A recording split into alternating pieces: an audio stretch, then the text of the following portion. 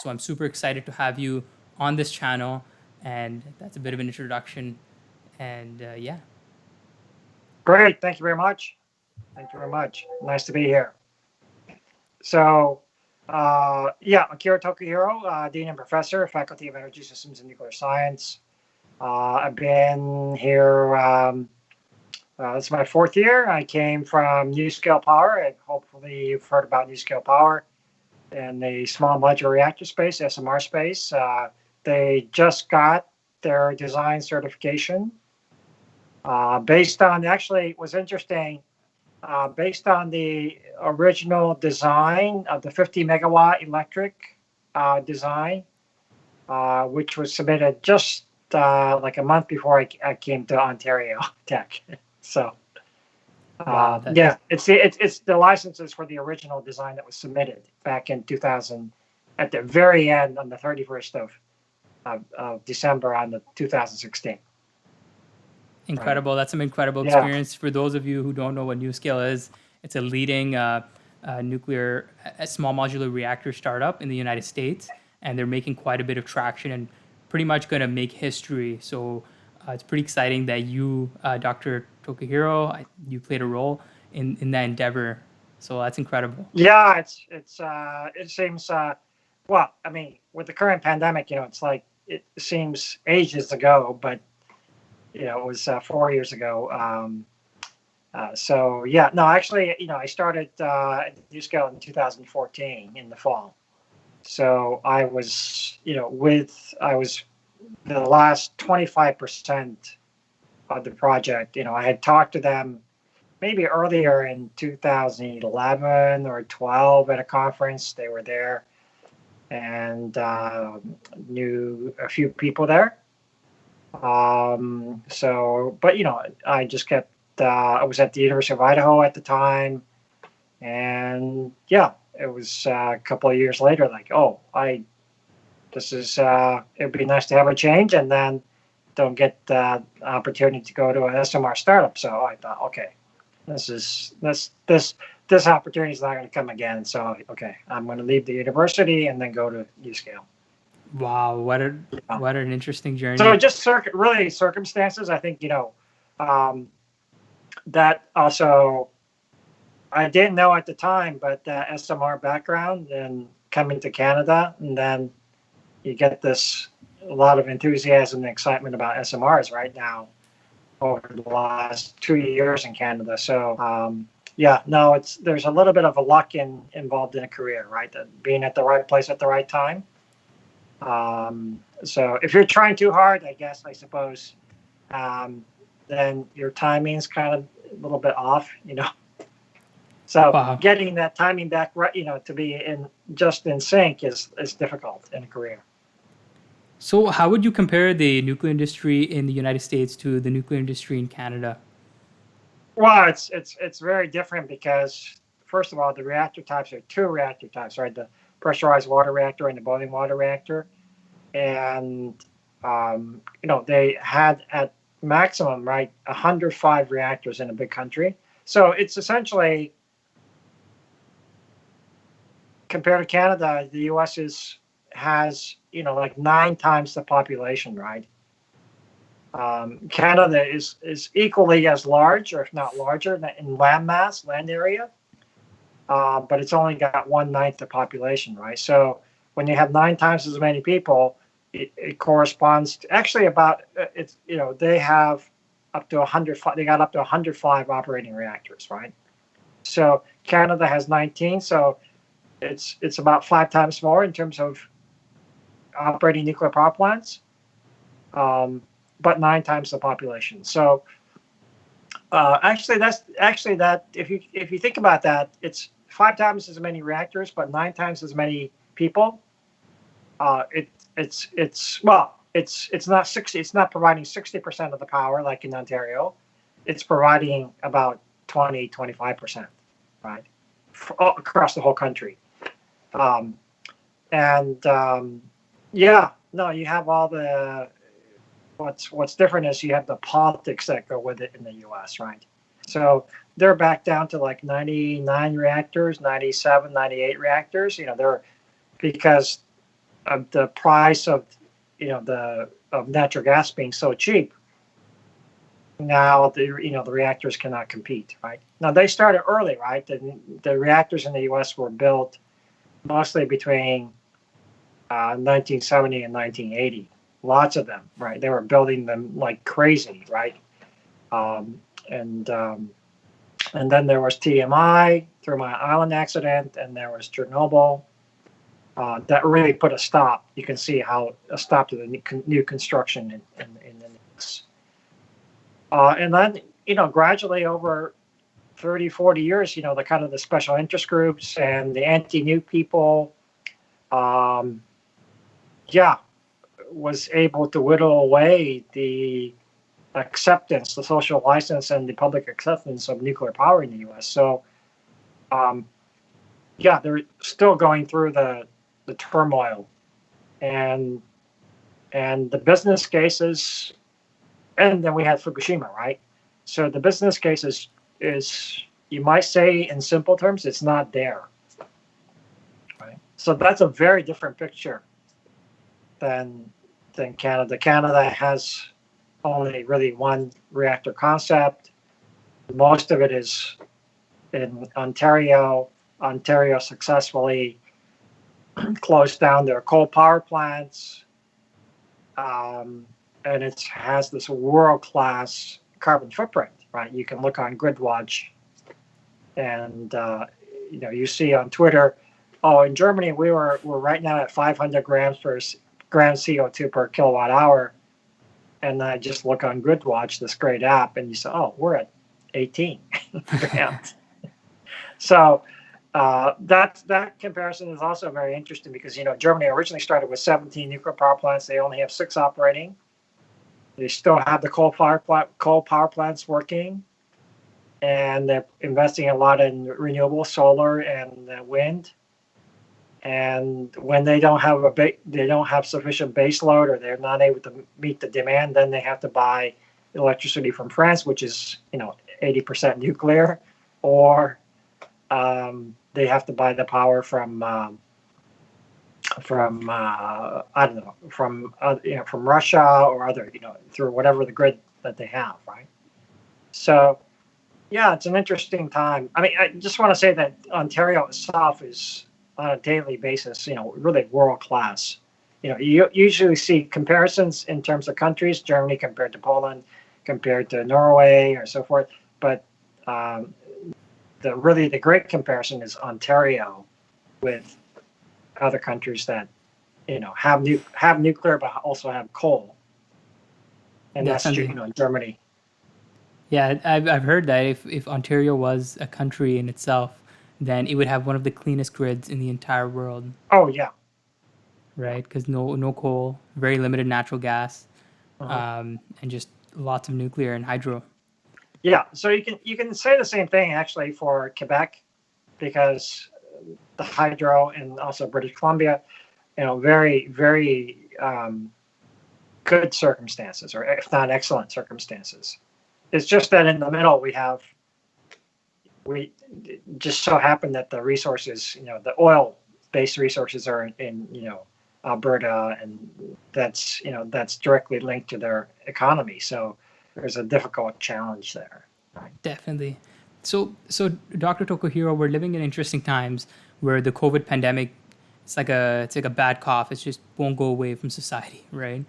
And as a result, students at the moment are pretty much entering such an interesting environment where once you would have social life, right, be able to have the university experience, but now that university experience is kind of disappeared. It's all virtual now. It's a different experience. And what would you recommend?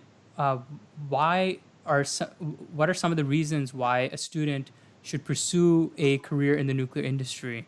I know I had a very good chance. I had many opportunities to do internships, co-ops at Ontario Mhm. Tech.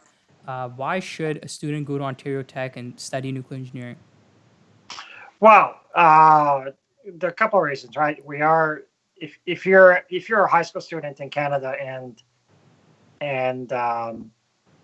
really have an interest in nuclear energy, and know in addition that nuclear engineering is a university degree, Ontariotech is the place to come, right?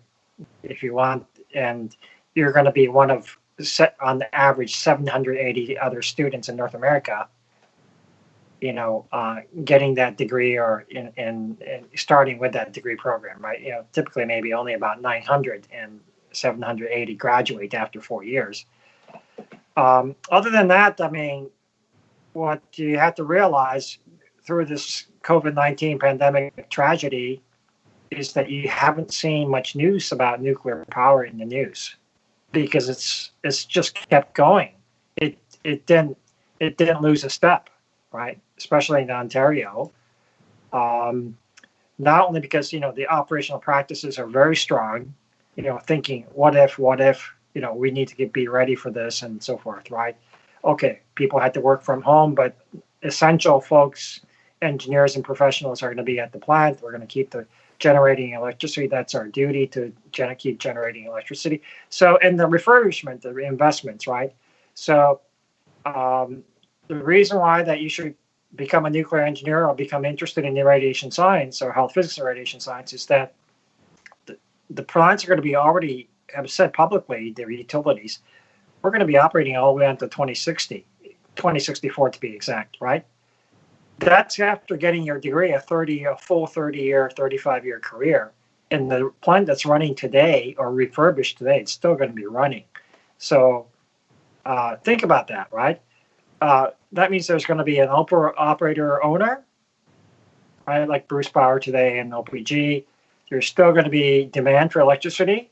There's still going to be a price for electricity for the homes, right? And the industry and everybody out in the whole of society. So in times of uncertainty, when you have these certainties, right? Those kind of four things, it makes a lot of sense to get into the nuclear engineering field and radiation health physics and radiation science. I think those are good reasons because you're in times of the uncertainty, you're looking for what's certain. Right? Definitely. Yeah. So, gosh, I hope we have this huge influx of students coming Definitely. to major in nuclear engineering and health physics and radiation science. So, it's a good. I think engineering is good anyway, but it's a good. I think especially in these times, it's a good strategy. Yeah, it's good to know that there is security, job security with nuclear. You're seeing all these other industries just going collapsing, right? But nuclear, it's an energy resource, right? And it's going strong, and those plants are operating, almost 24/7, right, Mhm. nonstop.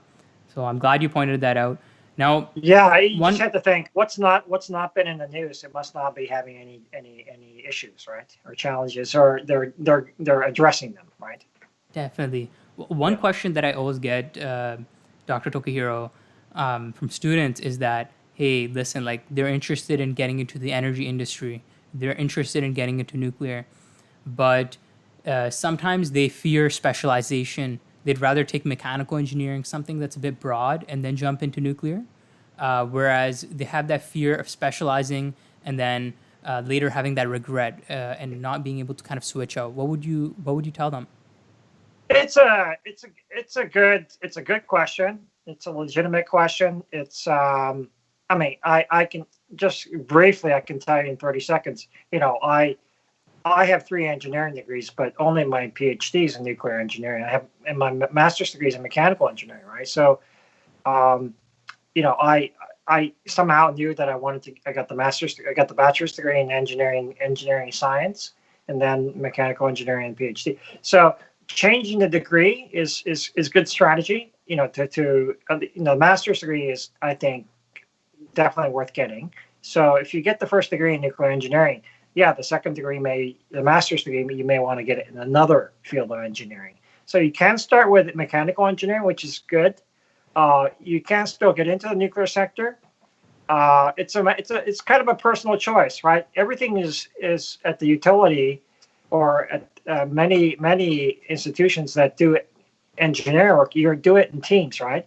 So you may have 5 or 6 mechanical or electrical civil engineers on a project, but do you want to be the only one with a nuclear engineering degree, right? At a nuclear utility and operator owner, it might make sense. Do you want to be one of the few? And then you're going to be working with mechanical engineers, electrical engineers, and some scientists as well, right? At the plant. Yeah, so it's kind of do you have an early choice? Do you want to be one of the few, or do you want to have the options with a mechanical engineering degree with the nuclear sector in mind? Okay, so the strategy is always how many options do you have? With one option, remember with one option you only have that choice. With 2 options, you're still not very happy because you have to pick one or the other. When you have 3 options, it's the first time you can actually think about, oh, which option do I really want to exercise, right?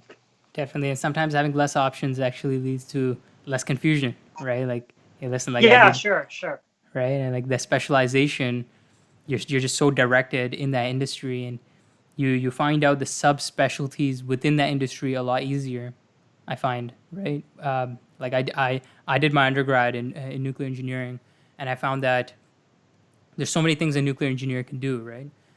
They can do project management work. They can go into reactor physics, so something very very technical, and then they can do something very very like project management related as well.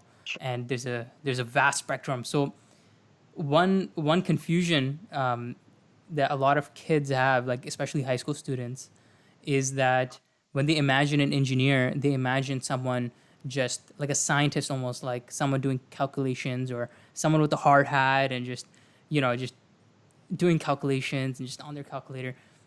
What's if you could tell the story of engineering, you have such a vast, rich experience with engineering. How would you tell it? How would you tell that narrative to a kid that wants to pursue that field?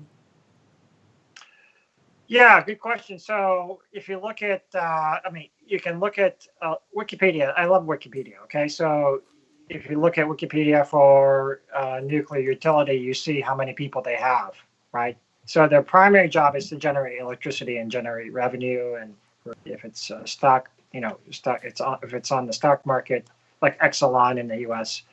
But you look at say, oh, they have 10,000 employees.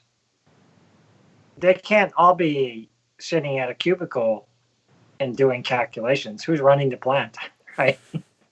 Who's doing the accounting? Who's keeping inventory on the supplies, right? So, you take someone like Ontario Power Generation. It's a very diverse company in terms of, the 8,000 employees that they have. You have people in security, you have people in project management, you have a few engineers. You may be one of only less than 10 who really does reactor physics calculations, right? But then you have another group that does probabilistic safety assessment. You have another group that does reactor safety analysis, another group that does accident analysis. Yeah, but then you have procurement. Who's ordering the PPE, right?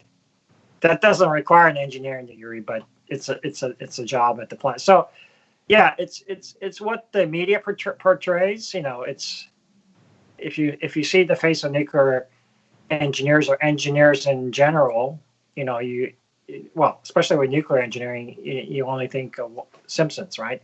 So that's the public image, but that's not necessarily the case, right? So you have to be a little bit, you have to look at how many employees do they have, what's their core business, how many employees do they have? Yeah, and if you see large numbers, it's not a one-dimensional company, right? Definitely. Yeah. So another question that I have is, what would you say is, so I kind of see it as a person, like there's so many different positions in engineering, and they kind of cater to your personality, right? Like your personality kind of fits the job in a sense, which is why I like engineering, right? So multifaceted. Whereas if you're a doctor, like, hey, like, unless you do specialization, like a gynecologist or a heart surgeon, pretty much they're going to be doing a very, very specific type of job, right? Mhm. Whereas an engineer, I feel like there's so much more variety in terms of what they can do, right? And their subfields. So, how do you find your calling? So, going through your career journey, how did you find your calling in engineering, and what type of engineering to kind of go to? Yeah, so um, a lot of trial and error, right? It's part of it is getting through. Well, you sometimes know from your background or from your family background, or somebody, a neighbor, a relative. They're kind of easy. They're kind of obvious things. Like if your family has produced generations of nuclear engineers or engineers, if your uncle is an engineer, if your aunt is an engineer, your aunt is a computer scientist, you kind of you get tracked into to. But then when you go on campus and then you first year chemistry, physics, and mathematics, if you can do all three, you learn something about yourself. If you can't do the chemistry, you also learn something about yourself as well. So you have to have to have the awareness of that. And like it may be that you in the first course in nuclear engineering, you're just fascinated. You've been you've been, this is it. This is what I want to do, right? So it's a little bit by chance and a little bit by trial and error that you find out.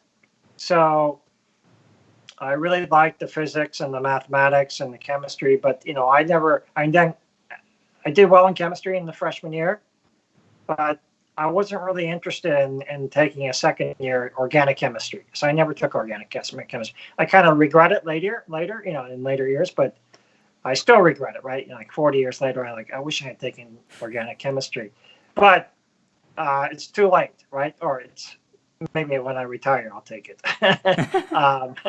So Mm. physics, I kept going with the physics, and then started with the circuits, statics and dynamics, thermodynamics. I discovered, I really love heat transfer, right? So I kept taking more heat transfer courses. I took a lot of physics courses. I took a lot of math courses. And discovered, I'm not going to be a mathematician.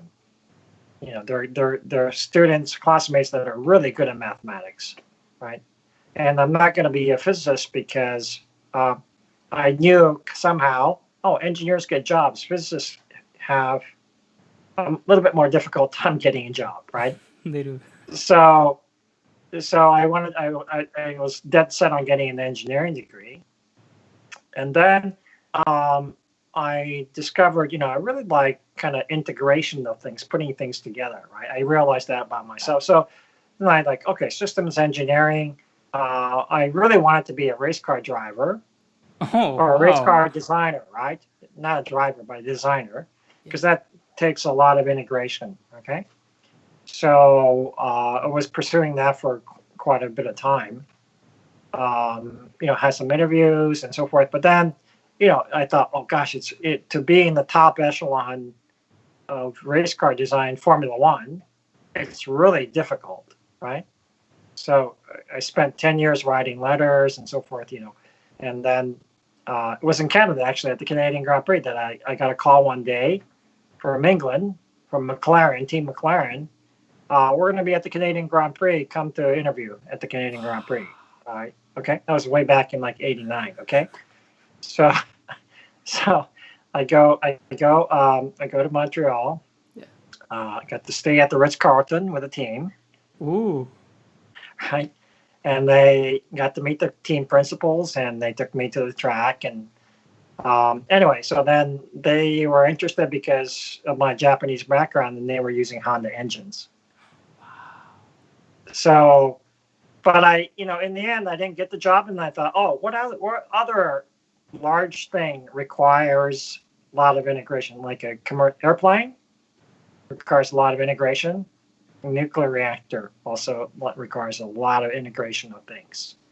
So that's how I actually got interested in nuclear reactors. And then that's just so happened that that's why my PhD is in nuclear engineering, right? I had never taken a single nuclear engineering course until I started my PhD. Wow, that's so fascinating. So, just to delve a bit deeper into your journey, what what in terms of the integration fascinated you? Was it the fact that was it the different subsystems that like you wanted to be kind of like a generalist in terms of the subsystems working together, or what was it that attracted you to that? Well, I think everything has to fit together and everything has to be correct for the nuclear reactor to work. Okay, so in designing it and then building it and operating it, you have to know everything and be able to connect the dots. So I realized that about myself, that I'm really a dot connector, right? So I can understand the mathematics behind the reactor physics.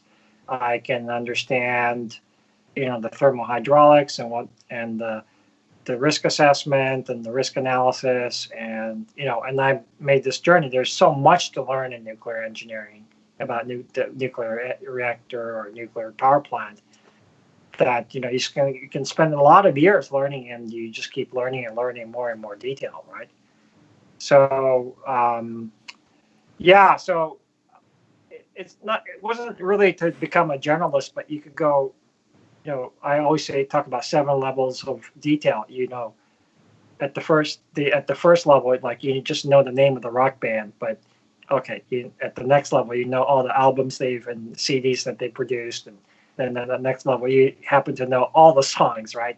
You know the band members, you know their birthdays, so you go in levels of detail, and nuclear engineering is like there's always another level of detail, right? Wow. So Hmm. that's kind of neat. Definitely. So take us back to the beginning. Take us back to your kind of your life journey where you were in high school and you're taking that leap of faith to apply to university. Um, First of all, in the United States, kind of where do where was your family situated? Was it like a middle class background? Was your father an engineer? Um, what were some of the thoughts that were going into your mind before you jumped into engineering? Well, I'm on the U.S. side. I was educated in the U.S., so I was born in Tokyo. So like many, many like yourself, right? I'm the son of my sister and I are, the son of immigrants. My father and my mother immigrated to the U.S. Very early in the '60s, right? So my sister was the first in the family to go to a U.S. university. I was the second. I was certainly the first to get an engineering degree at a U.S. university, the first to get the master's degree, the first to get a PhD. So middle class family, outskirts of Detroit. So there was already a little hint of a Canadian connection watching Windsor TV and Oh, Canadian hockey, right? Um, so um, yeah, and I had, the unusual part was my father was a professor, so he had a PhD in physical chemistry, and he was a professor. He went to, at university and to national labs. He spent his career going back and forth. Did some commercial work as well. So yeah, the expectation was there. I guess you could say it's a typical Asian family with high expectations, right? There are some Asian comedians who are always thinking, "Oh, in my family, you have to be a doctor or a lawyer, right?" Those kinds of expectations. So, um, yeah, I I had those as well. You got to get a university degree. Oh, go get your master and go get your PhD, by the way. So, I once had. Um, I was at a talk by a Nobel Prize winner. He was the Secretary of Energy in the U.S. Gosh, what was his name? Anyway, he came to speak, and and he told the story. He was a Nobel Prize winner, and he said he called his mom after he was notified that he got the Nobel Prize in physics. Right? He said, "Hey, Mom, I won the Nobel Prize." And his mother said, "Well, that's good. That's good, son, but when are you coming home to eat? Oh When no. are you going to visit me?" Right? So, Yeah.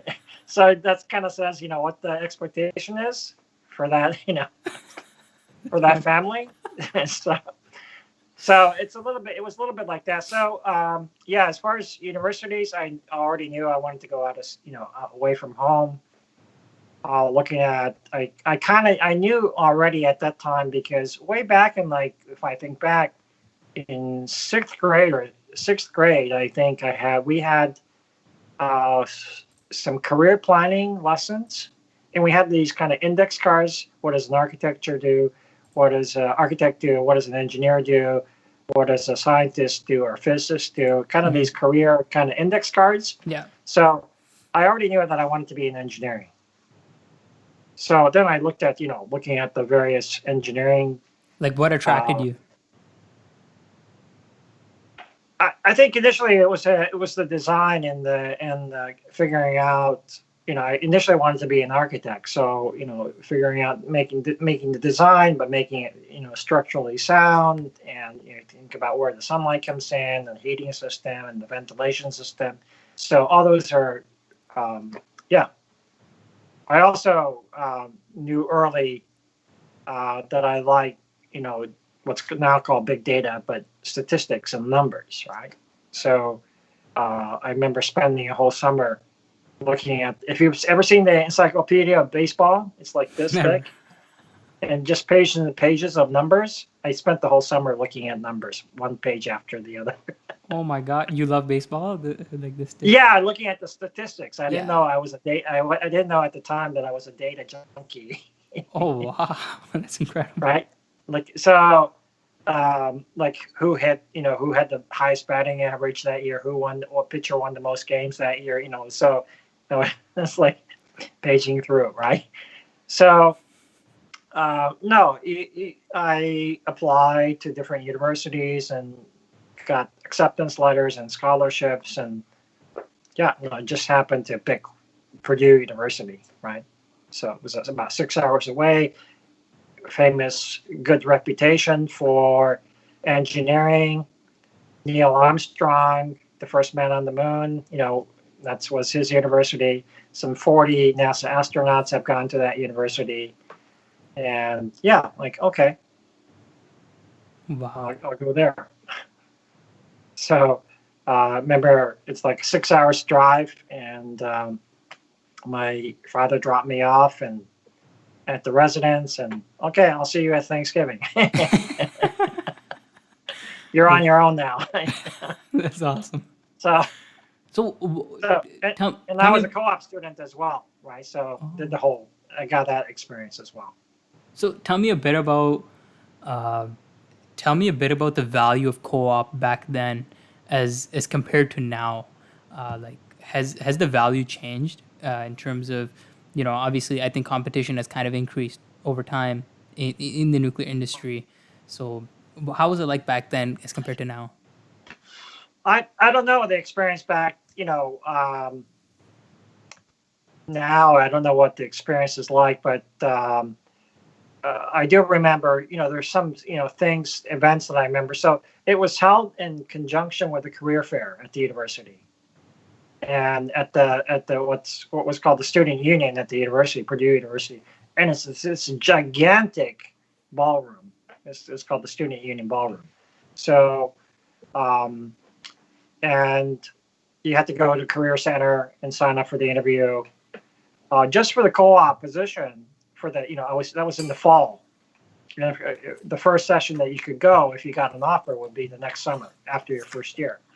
So I still remember to this day. I had 17 interviews Whoa. over this career fair that was like maybe 3 days or 4 days on campus. Yeah, running back and forth between class and then with the suit and tie and getting the interview. And then I finally got an offer from Battelle Columbus Labs in Columbus, Ohio. So I went there. I did 20 months there. So then at the end, I got the certificate of completion for the co-op, right? So along with my diploma, along with my degree. So that was great because I did it all in what's called renewable energy today. Wow. So I got to work with, the mentorship was really the big thing, and the variety of, I got to work with all kinds of engineers. One of the projects I worked on, was to fire artillery shells for the there's an aircraft called the anti-tank aircraft called the A-10. You can look at all this up on and it fires 30 millimeter shells. They're like this and about this long. So I helped an engineer with a high-speed camera at like 3,000 frames per second. And at that time, it was all analog, so it was on film camera, right? So you had to start the motor, goes up in speed, and then the film is pulled through, and then you had to fire the shell just at the right instant into a big mound of sand and try to capture the shell coming out of the barrel. So that was one of my co-op experiences, that I still remember. And So, then if you look at the design of that aircraft, it's incredible that this aircraft, it's got this 30 millimeter like a Gatling gun that rotates and shoots shells. The back force, the reverse force is so strong that it almost stops the aircraft in midair because it's shooting the shells in the force this way. Yeah. So, you just remember those kinds of things. Once we predicted, worked with another engineer, what was called the Skylab, where that would, if it would hit land or the ocean on the orbital downward spiral and on back to Earth. So, yeah, so interesting. So yeah, Doctor, working with a lot of engineers, kind of looking at what their life was like and what they do each day. Yeah, many of them were running computer codes, doing calculations, doing experiments. Yeah, yeah. So that was a great opportunity. Go into the library, go look for this reference. This is before internet. Okay, so yeah, so that experience was wonderful. so how was it like being a Japanese American in the 1980s, entering the nuclear industry at a young age, and even you've kept your name Akira, which is a Japanese name as well. So did you ever face any sort of discrimination, or how was that experience? Um, I think everybody's, to be Japanese American or Japanese Canadian, everybody has a different experience. I grew up in Ohio and Michigan, so my sister and I were always the only Asians in the school because um, we were immigrants very early, right? This is the late '60s and early '70s, right? So, yeah, I mean, I my identity is I don't have a very strong Asian identity because I was the only I was always the only one, right, in my whole high school, right? So um, no, never. It's just been all very positive, right?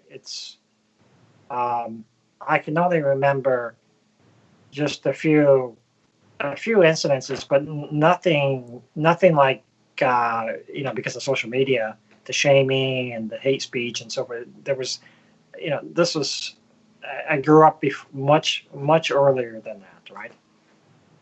So I mean, there were things, there was kind of the Japan or bashing in the '80s because Japan became a kind of an economic power and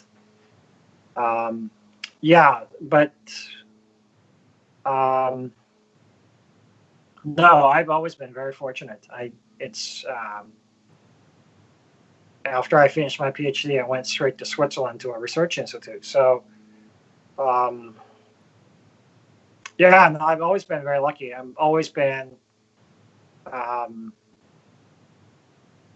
my background has never come up as an issue. I guess that's what I can say. It's always been my technical skills, right? That's been always been in the forefront. So you learn to work with others, and um, yeah, I I really been very fortunate. I've never had a bad experience really. Wow, that's great to hear. So did Yeah. you? So I know you did end up going to Japan for a bit to work there for some time. Can you tell us a bit about that experience? How was it in terms of like a cultural, even a technical experience? How was the nuclear industry like different there? Yeah, so these are all things. By the way, I should tell you, um, if you've seen the movie Forrest Gump, have you seen the movie? Yeah. My career is kind of like the Forrest Gump movie, being in certain places at certain times. So, I went to Switzerland, worked there, and then I saw some disadvantages there, and learned quickly. When you're in a place, you kind of weigh the pros and cons of being in a place. So then was lucky to get invited to a research institute in Japan. So I went to work there for 5 years, and I was given I was a research fellow at the research institute. So I had this exclusive, there were only like five of us, but had this special position. So I was very lucky because I didn't have to do any kind of administrative work at all. I just did work on the sodium fast reactor for Japan.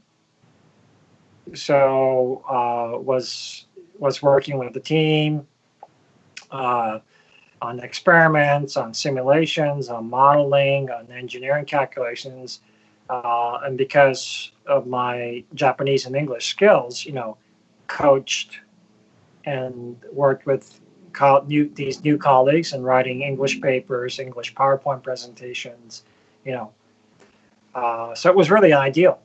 Yeah. The institute had housing that they provided at a reduced cost, so they really treated me well. It was really an enjoyable time.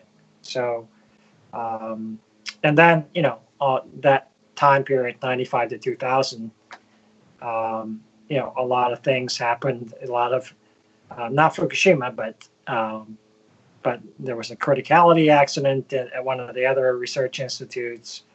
Um, there was uh, these. There was an attack by a cult in downtown Tokyo with the sarin gas attack. Um, I went through some earthquakes, not big earthquakes, but being in an apartment with the floor shaking. So um, there was a sodium fire accident. Um, yeah, it was all good experience.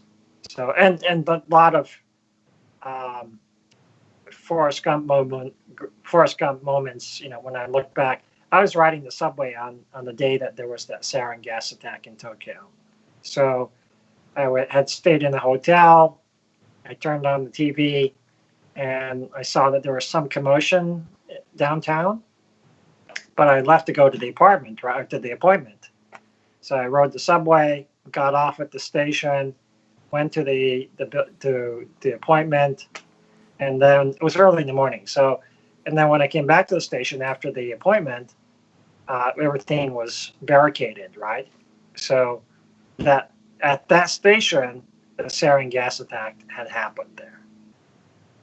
So that's like a really Forrest Gump moment. Like just before something bad happened, you just happened to be just before that happening. Oh my God, you're so fortunate to have survived I know. that, So so or not been there. yeah. So yeah. No. So there were, I can kind of now point out some of these points in my career. Yeah. So I was appointed to the American Nuclear Society President's Committee on the Fukushima Daiichi accident. Right How was that? there again, through some miracle and really the kindness of some colleagues, I was the last member selected to be on that committee. So, and then the rest of this, as a result of that, you know, I got a call to translate the book, the Japanese bestseller, and then again, from recently, that book got made into a movie, right? So, it just, it just, yeah, no. So that's the thing about the timing, that sometimes you're in the right place at the right time, sometimes you're in the wrong place at the wrong time, right? So those are kind of things you can't control. But you have to kind of step back and take notice, right? If your Yeah, timing is off, then you have to make an effort to get that timing just right. definitely. And I think you shared some interesting experiences, like positive and kind of scary experiences where you were there and you were there to witness that. So no, that's quite interesting. Um, and yeah, obviously, like Ontario Tech is so fortunate to have you as our dean, with that incredible experiences and to share with students all the time. How would you say the so no, that's a really good background that you gave of your kind of like your childhood and how you entered a career. For me, it was a bit different. I was kind of, I was never interested in mathematics. I liked science and I liked physics, and I didn't love them, right? I wasn't like crazy passionate, but I did like the fact that nuclear is such a sustainable form of clean energy, and Uh-huh. uh, the fact that I would enter an industry which could potentially help humanity in a sense, right? So, what would you say to a kid kind of like me who's on the edge, like not crazy passionate about engineering, but rather likes the idea of it? Would you kind of push them over the edge and kind of like be like, "Hey, take the leap"? Yeah. So I don't know if what I would say is that you're one of about 10 different types of students, right? And the world has really changed because of social media, right? So you have the engineering degree, the nuclear engineering degree, but what you're doing now is you're kind of constantly breaking new ground, because you're the new type of student who takes the nuclear engineering degree, but is really active in the social media, right? So your gift, because you're spending time and effort to do this, is maybe that you're in technical communications, right? It might be in old times. It's really you're engaging in technical communications. It's you might become um, you might be comfortable being at a press conference, risk communication, crisis communication, with at least with the minimum engineering degree, right? So um, yeah, no, I think there's a lot of that, and the social media presence that's become really important, right? So yeah, no, you're breaking new ground in terms of the type of person and type of engineer that you are. So you might be, there are still types of students, and you can think about your classmates. Um, they want to go to the utility operator or Ontario Power Generation. They might want to go to Canadian Nuclear Labs. They might want to go to the Canadian Safety Nuclear Commission, right, the CNSC. And initially, after you get your degree, hopefully you have three options and hopefully three offers. But in the end, just take one, because you need to get your career started. You got to get your feet wet. Like, can I do this? And you got to accomplish something, so you have to stick around for at least 3 years, so that even if you don't like it, you have to stick around for 3 years so that you can accomplish something within that institution that you can put on your resume. Okay. Then if it's not for you, then go look elsewhere. So I think the first 10 years, um, it's not for everybody. Maybe you want to find something and you just want to stay for the first 10 years. You don't want to move. But you might be another type of student or early career professional. Like I want to change the job. I want to change in the first 10 years of my career. I want to get 5 different experiences and I want to change 5 times or 4 times because I'm not sure. I want to find out what all the aspects are. So you can start with a utility owner operator. You can go to the supply chain side of the nuclear sector. You can go to the engineering side of the nuclear sector. You can go to the regulator side. You can go to the research side, right? So you might want to go international, right? There's the other thing, you go international, right? So yeah, some are they want to do all those things, and they're like, oh, I have a goal to do all those things within the first 10 years. Wow, so there's so many different paths you can pursue with nuclear, and so I'm glad you're putting a highlight on that, like whether it be international or whether it be the different streams that you mentioned. So you said there's I liked how you said there's 10 types of students or one of 10 types of students, right? What are the different types of students you've encountered, whether it be at Ontario Tech or in your undergrad? Can you go through like the different Yeah. types? So another type is definitely destined for graduate school. Yeah. Like I want to get a graduate degree, and I really love research. Okay. Another one is I want to go find go find a job, and I want to stay there until I retire. Right. Another one is now more recently. I want to be at a startup. Right. And then there's another one that says I want my own startup. That's different than I want to be at a startup. Right. Oh wow. And then another one is like I got the degree, but I want to do something completely different. I want to go to a consulting company, or I have the nuclear engineering degree, but I really want to go to Google. So you want to go. I want to go to San Francisco or the Bay Area and be at that environment. Another one may say, "Hey, since I speak French, in the nuclear engineering degree, I want to go to France to work in the nuclear sector in France. I want to live in Paris.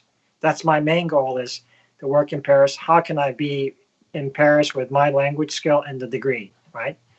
So, or I want to have a real adventure. I want to go to Kenya and start their nuclear industry. Nuclear engineering degree, I speak English. Kenya's interested in nuclear power. I want to go there." Definitely. Right. So you can find these different types of students.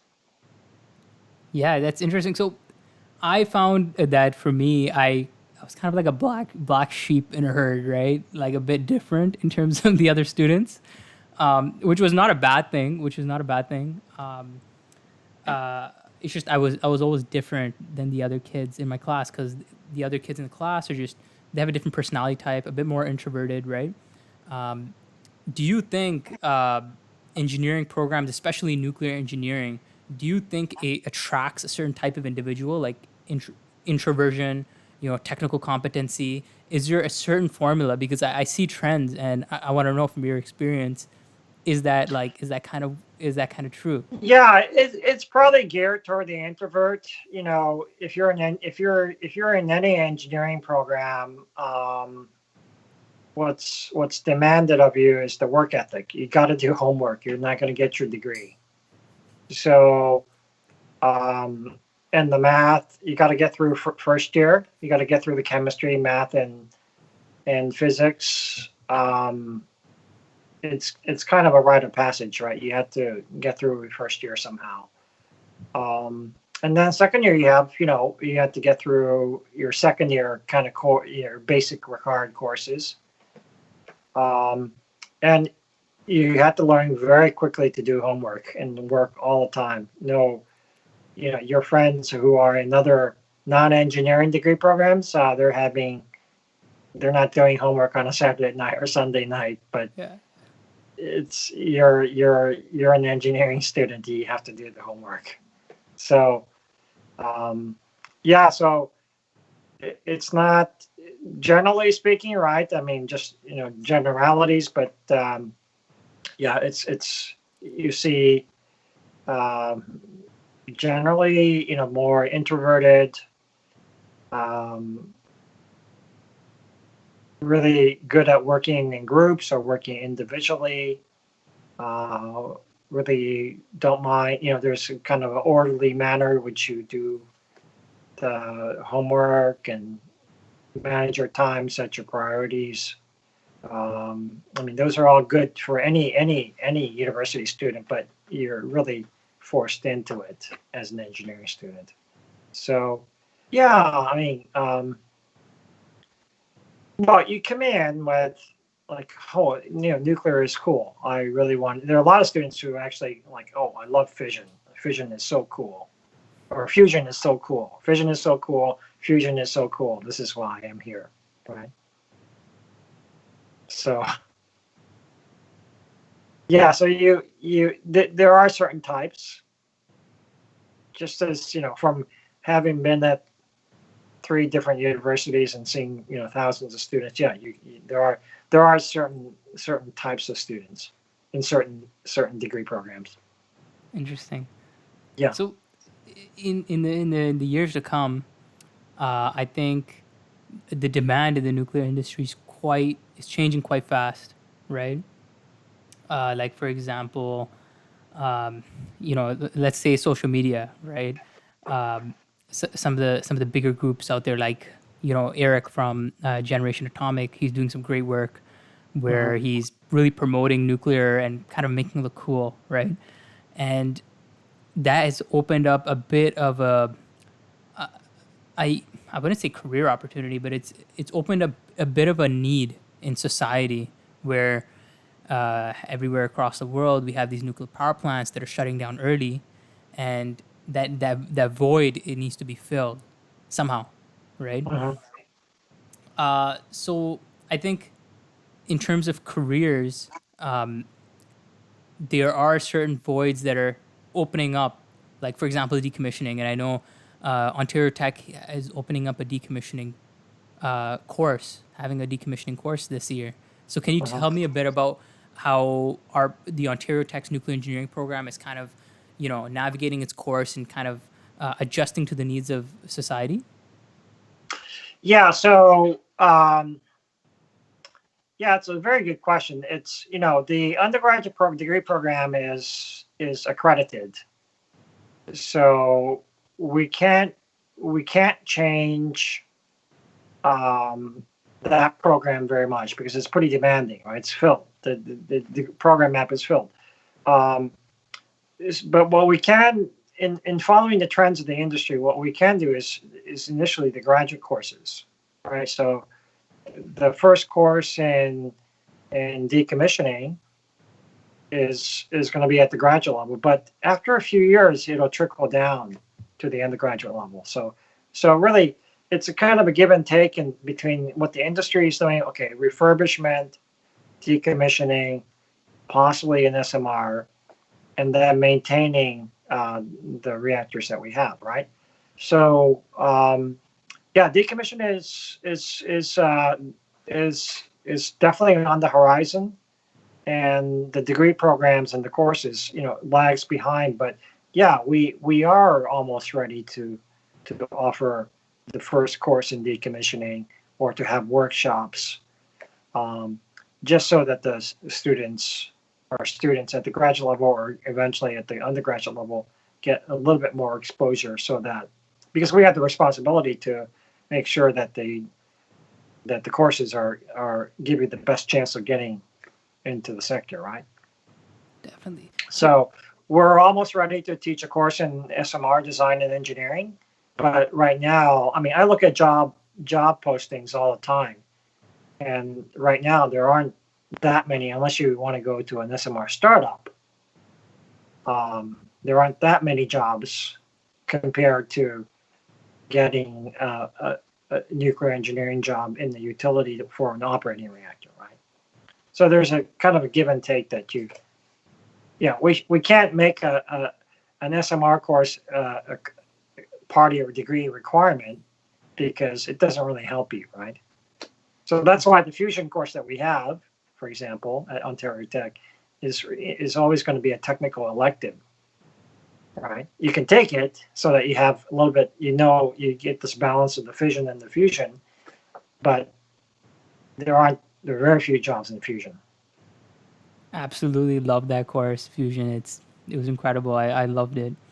And the question that I have for you is, how difficult is the nuclear engineering undergrad program? Because a lot of my classmates, I graduated just this year, 2020, and uh, we say that, or we like to think that it's the hardest, toughest undergraduate program at Ontario Tech, and possibly one of the most difficult engineering programs in probably Canada. And I just want your perspective on that. What makes it so difficult?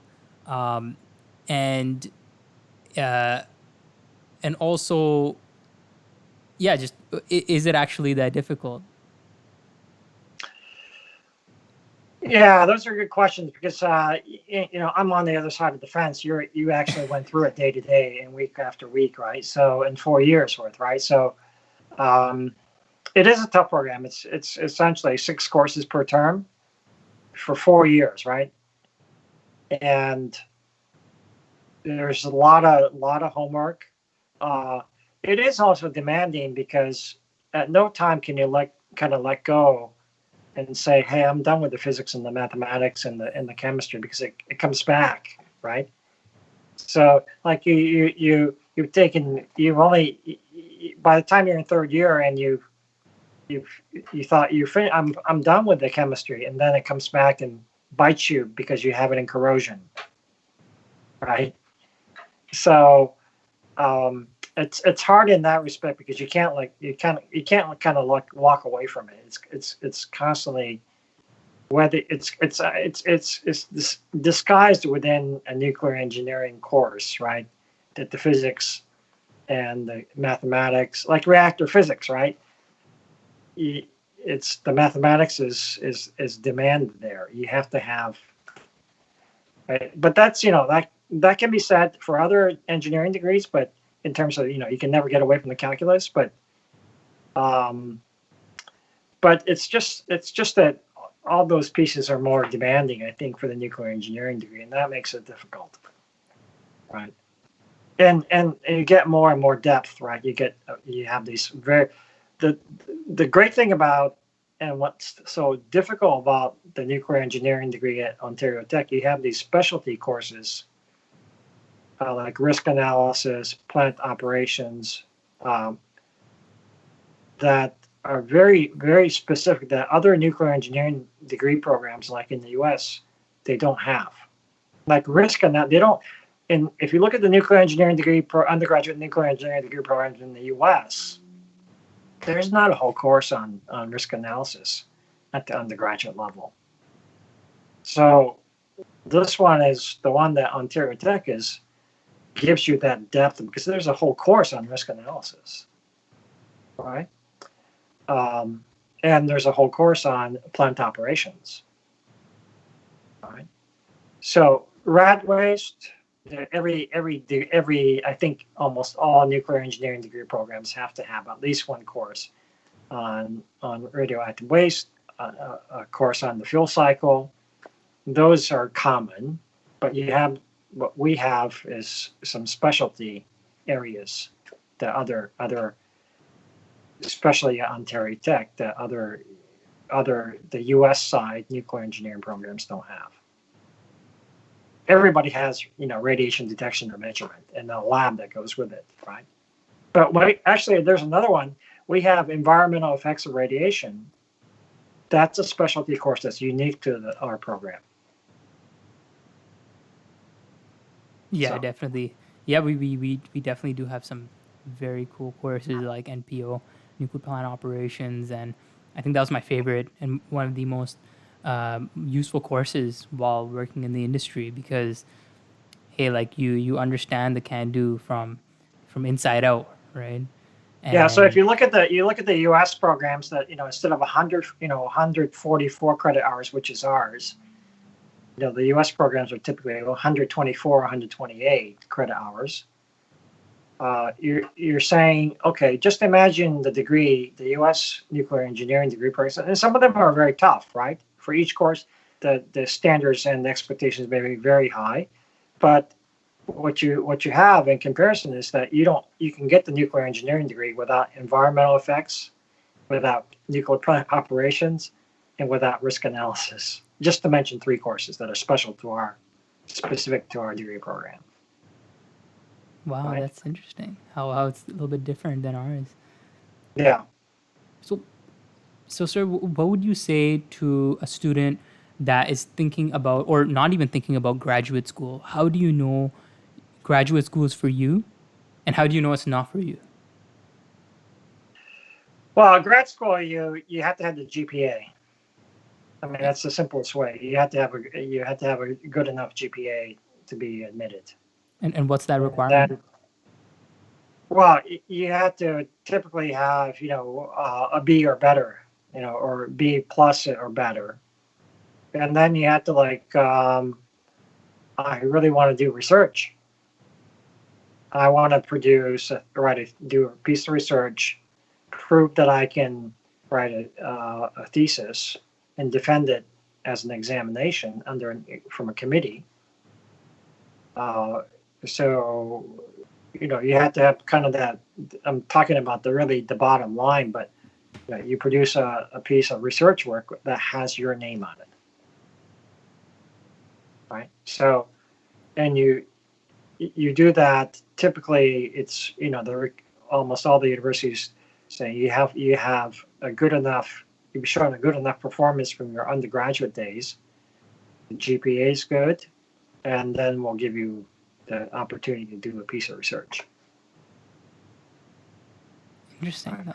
And how do you From know? start to finish, right? Definitely. No, that's phenomenal. I think, yeah, this was absolutely a great conversation, Dr. Tokuhiro. Sure. I really want to You're thank you welcome. for your time, and I think it's very helpful for students to kind of to understand your journey, how you got into nuclear, how you got into engineering, right, and your interesting experiences going internationally, and then coming full swing and coming back to Canada and being here on Ontario Tech, right? So I think that's phenomenal. If they're just to end off on a good note, what is the word of advice that you have for nuclear engineering undergraduate students and for students who may be considering a career or to go to Ontario Tech for the nuclear engineering program? What's a critical word of advice, especially during this COVID time? Yeah. So I think a couple of things. If if you're good in math, chemistry, and physics, and you're really worried about climate change, nuclear engineering, radiation science is a great path. The other thing is um, it's really important to finish the degree. Okay, you may have troubles and a lot of hardship, but you got to finish. Okay, and then the third thing is, yeah, you have to be able to step back, and you have to be cognitively flexible. You have to be able to see, hey, I have to make some adjustments here, right? And that's those that I think that third one is going to help you all the way, right? You get too vested, or you put too much emotional investment in, or have too high an expectation, and then if you don't reach what you expect, you can be really disappointed. So you have to be able to step out. You may have an expectation, but don't get too emotionally attached to it. You have to be flexible, right? You have to be able to stand back and say, hey, I need to adjust and find, so that another way to say is that you always have to have a plan B. And as I said before, in any situation, make sure that you're always constantly trying to create three options, at least three options. Yeah. So, yeah, thanks very much. Absolutely. Thank you. Thank you for that that critical three points. And I completely agree. I think sometimes students have that envision this optimistic dream, and it may not come true. And we need to have these options, right? Especially when times are changing up and down, like this COVID time. So Mhm. absolutely, thank you so much, Dr. Tokuhiro, Yeah, for coming on my channel and sharing your thoughts, your journey, and your advice to students. So it's been a pleasure. great. Thank you very much. Thank you. Thank you. Take care. Yeah. Bye.